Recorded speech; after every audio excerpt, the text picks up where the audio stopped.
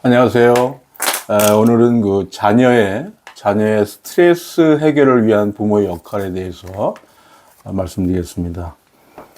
자녀들이 스트레스를 참 많이 받죠. 그래서 그런 해소법은 성인에 비해서 상당히 취약합니다. 해결하는 능력이. 청소년에게 접어들면 첫 번째가 학업이죠. 아이들이 가장 스트레스 받는 게 학업이고, 두 번째 친구 관계, 또 선생님과의 관계, 부모 관계. 그리고 이제 고학년이 되면 이제 진로에 대한 그 두려움으로 그게 스트레스가 또 생기게 됩니다. 그 진로에 대한 스트레스는 아이가 말씀드린 대로 진학, 또 취업, 내가 나의 꿈이 뭘까 하는 그런 막막함, 그런 고민에서 나오게 되는데요. 이 스트레스가 심해지면 우울증까지 이제 발전이 되고요. 더 심해지면 이제 번아웃 증후군이라고 들어보셨죠? 예, 자신을 컨트롤 못하는 단계까지 이제 들어갑니다. 예. 그래서 부모들이 도움을 줄 수 있는 것은요, 그 학생들이 잘할 수 있는 흥미가 뭐며, 또 가치관이 뭐며, 또 그런 거에 대해서 심리 검사도 많이 해보시면 좋습니다. 제가 항상 말씀드리지만 커리어넷 때 심리 검사의 유형이 다 있죠.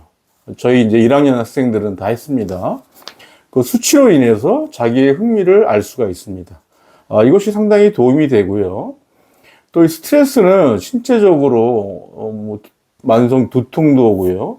가장 또 힘든 게 불면이죠. 학생들이 잠을 못 잡니다.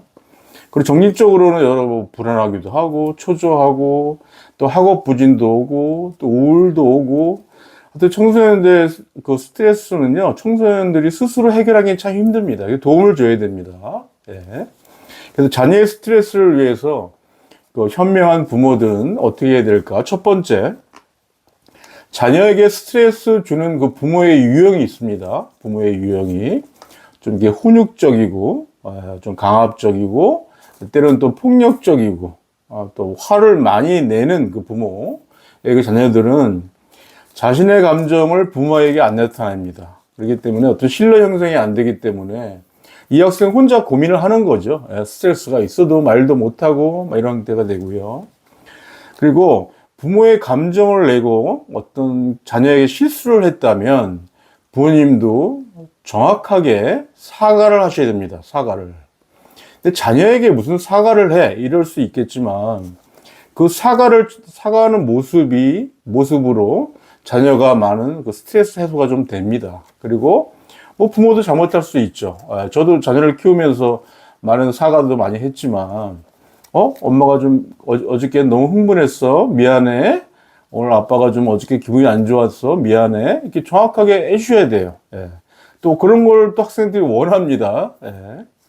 또 가장 큰 게 나쁜 게 뭐냐면요. 그 부모들이 집안에서 부부싸움 아시죠? 부부싸움에서 가장 학생들한테 보여주지 않아야 될 금기사항이 하나가 있죠. 예.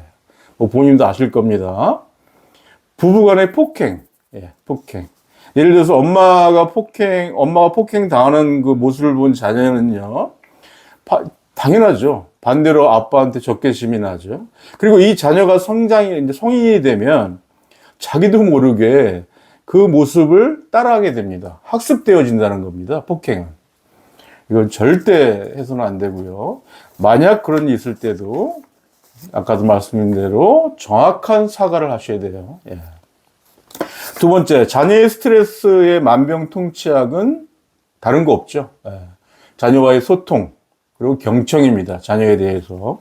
스트레스 성장 과정이 학생들이 고민과 경청, 고민을 들어주고, 그리고 또 아이들과 소통하고, 이런 긍정적인 모습이 좋습니다.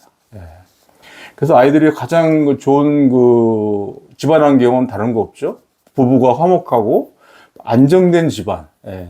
상당히 학생들한테 학업적으로나 여러 가지로 많은 영향을 미칩니다. 그래서 저는 자녀와의 시간을 좀 이렇게 정기적으로 갖는 걸 권합니다. 예. 주말이나 이럴 때 식사를 같이 한다든가, 그래서 잠깐 서로 간에 이야기를 하는 시간을 갖는다든가, 상당히 그런 걸 좀 많이 권하고요. 세 번째, 자녀의 스트레스가 심해지면 부모가 해결할 능력이 없을 때는 당연히 전문가를 찾아가셔야 돼요. 전문가를. 예. 그 이유는 이게 시간이 연기될수록 자녀는 더 힘들어집니다. 정신적으로나 신체적으로나 여러 가지로 힘들죠. 학생들 학업, 타인과의 관계 형성. 아이들이 제일 힘들어하는 게 그 관계 형성이거든요. 예. 친구 관계. 근데 이런 거는 바로 너무 좀 본인이 볼 때도 내가 해결할 수가 없을 정도다 할 때는 바로 전문가를 찾아가셔야 됩니다. 그래서 청소년기 누구나 이런 스트레스가 있습니다. 근데 스스로 이겨내는 학생들도 있고 거기에 그 해결을 못하는 거기에 빠져드는 학생이 있는데 이 스트레스 해소 방법은 첫 번째가 가정에서 부모님들이 어떻게 하느냐에 따라서 달라지는 겁니다. 그래서 좀 이해해 주시고 학생들이 좀 힘들잖아요. 그러니까 그런 걸 많이 하시고 제가 이제 마지막으로 추천해 드리는 게 운동입니다. 운동. 그런 말이 있죠. 부모가 재산을 물려주지 말고 운동을 물려주라는 말이 있습니다.